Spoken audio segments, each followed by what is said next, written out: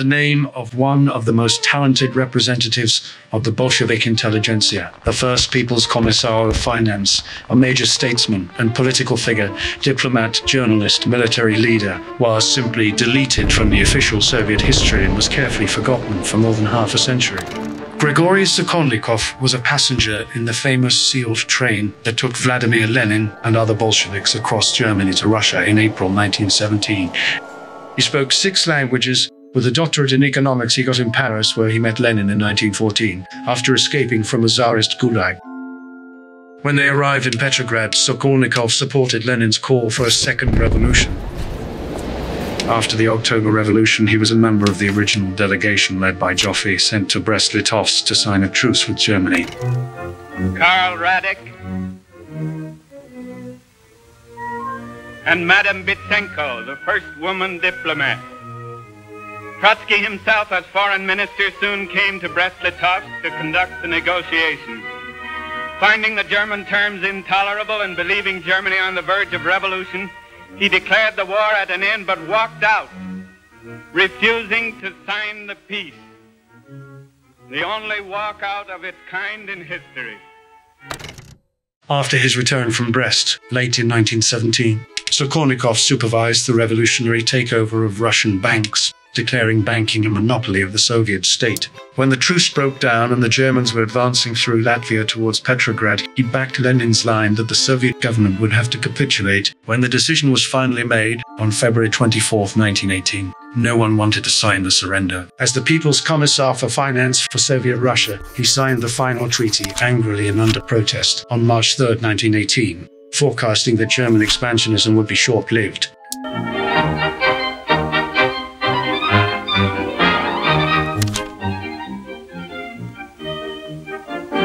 At the request of the Allies, 42,000 Czechoslovak war prisoners seized the Trans-Siberian Railroad and held it against the Soviets.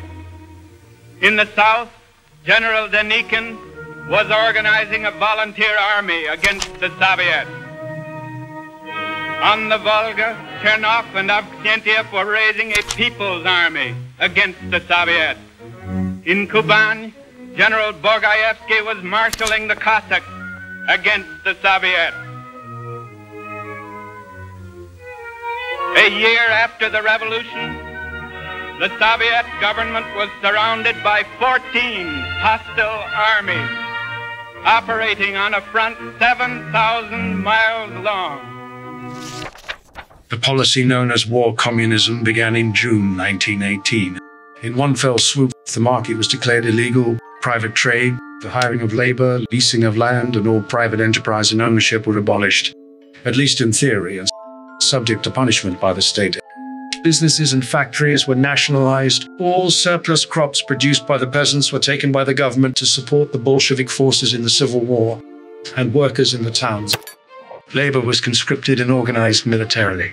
From 1919 to 1920, he commanded the 8th Army on the Southern Front. He demanded the abolition of the directive dated January 24, 1919, single-handedly signed by Yakov Sverdlov, ordering local branches of the secret police to, quote, carry out mass terror against wealthy Cossacks, exterminating all of them. Carry out merciless mass terror against any and all Cossacks taking part in any way, directly or indirectly, in the struggle against Soviet power.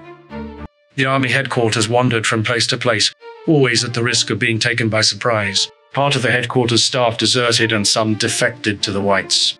Under these conditions, Sokolnikov was appointed commander of the 8th Army. Surrounded on 3 sides, they were then forced to retreat. The army departed from Volchansk to Voronezh. Right at that moment, Grigori Sokolnikov inspired his troops, who steadfastly withstood the onslaught of the enemy, and, going on a decisive offensive, won a number of victories.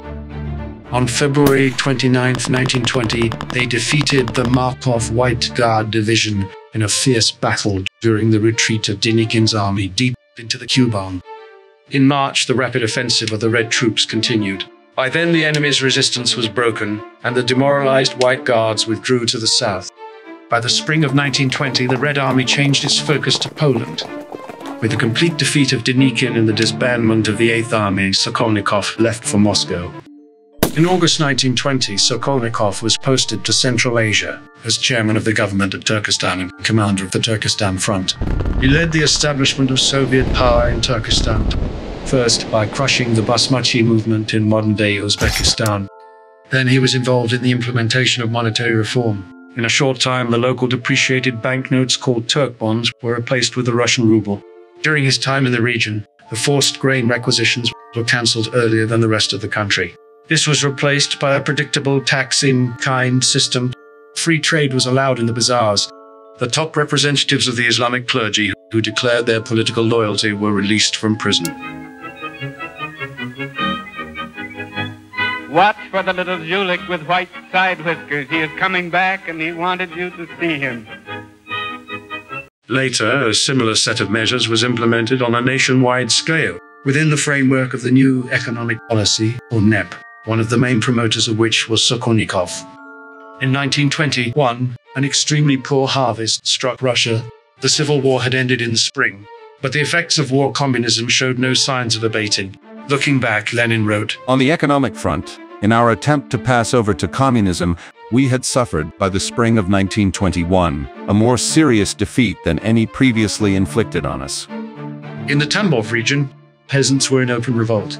These uprisings culminated in a rebellion by sailors at the Kronstadt naval base in March 1921.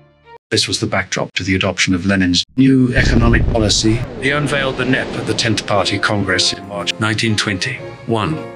The reform was comprehensive.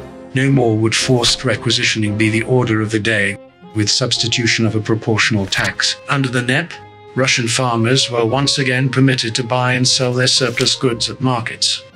This led to the emergence of retailers and profiteers, dubbed NEP men. During the Civil War, these activities would have been punishable by death. During 1922, Sokolnikov argued persistently in favor of relaxing the state monopoly on foreign trade, to allow some of the private enterprises that came into existence under NEP to import equipment and sell their produce abroad without going through government agencies. In October 1922, Sokolnikov persuaded the Central Committee to agree to partially lift the monopoly, provoking an angry reaction from Lenin, who missed the meeting through illness. He accused Sokolnikov of being someone who likes paradoxes. Lenin later justified the introduction of the NEP by stating that the pillars of industry, i.e., the large factories producing coal, iron, electricity, etc., would continue to be under state control. For small industrial enterprises, the allowable amount of hired labor was revised from 10 workers in 1920 to 20 workers per enterprise, according to the July Decree of 1920. Wages were linked to productivity. Workers could be fired by their employers. The incentive to produce was a tonic that had immediate effects. The harvest of 1922 was most favorable, and agricultural production was returning to the pre-war level. The much reviled kulaks, the better-off, capitalist-oriented peasants, remained objects of suspicion and envy, but their value in revitalizing the economy was undeniable. In 1923 to 1924, Grigori Sokolnikov carried out a monetary reform, returning Russia to the gold standard by introducing a new gold currency called a hryvnia. This resulted in a steadily increasing trade surplus and the rapid stabilization of domestic commodity prices, immediately ending hyperinflation. On September 5, 1925, Sokolnikov signed the unpublished Platform of the Fall, a joint protest by Zinoviev, Kamenev, and Lenin's widow Nadezhda Krupskaya against Stalin's leadership. At the 14th Congress of the Communist Party in December 1925, Sokolnikov called for the removal of Stalin from the post of General Secretary. This call was rejected. The NEP became a central point of controversy in the three-way rivalry that followed Lenin's death in 1924. Trotsky, leading the left faction, opposed the NEP, believing that worldwide socialist revolution was needed to save socialism in Russia. The right faction, headed by Bukharin, which included Sokolnikov, was now sympathetic to a market orientation, believing the NEP should continue because worldwide socialism was not in the offing. Finally, the center, led by Stalin, agreed that world revolution was not near, but held that socialism could be established in Russia nonetheless. Stalin, originally closer to Bukharin, managed to eliminate both factions, consolidating his power. The relative peace of the NEP was replaced with the violence of Stalinism. under which 5 million kulaks and their families disappeared.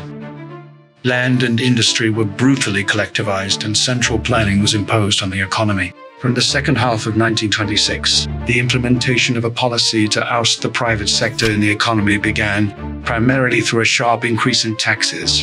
From 1929 to 1932, Sokolnikov was the Soviet ambassador to the United Kingdom, where the newly elected Labour government had extended diplomatic recognition to the USSR.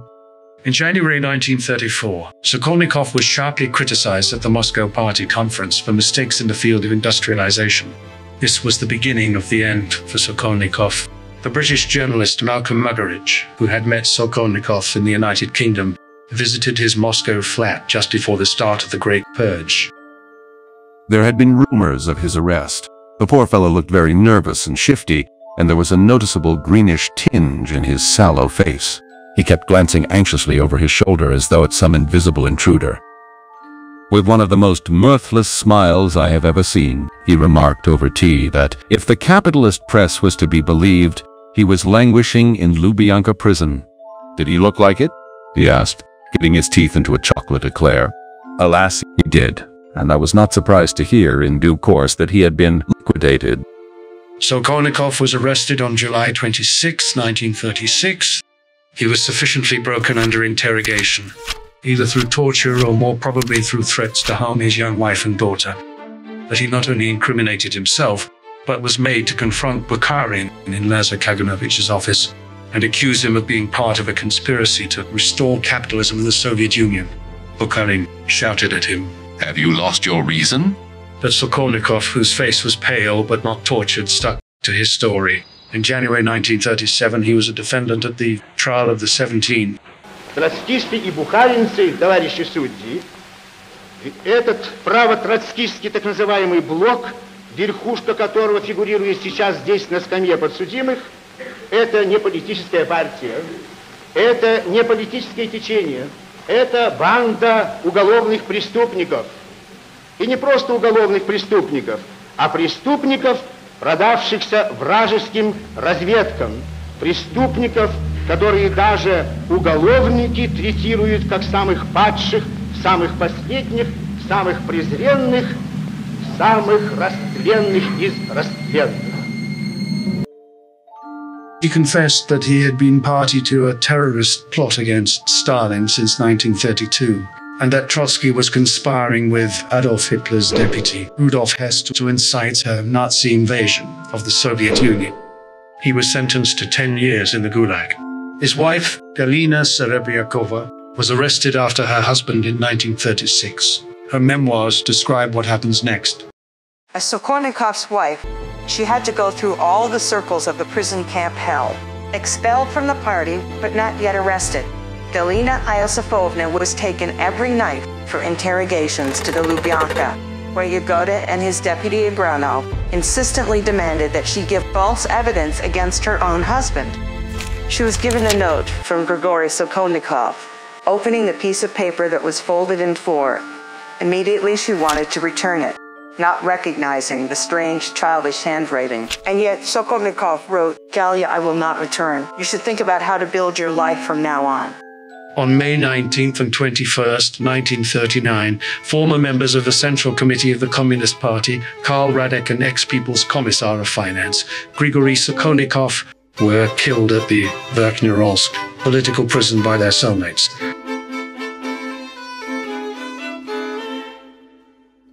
A later investigation revealed that both murders were organized by the senior detective of the NKVD, Peter Kubatkin, on the direct orders of Lavrenti Beria and Joseph Stalin. Lenin was very fond of Sokolnikov because he's a very smart man, and his whole struggle is the struggle against Stalin's influence.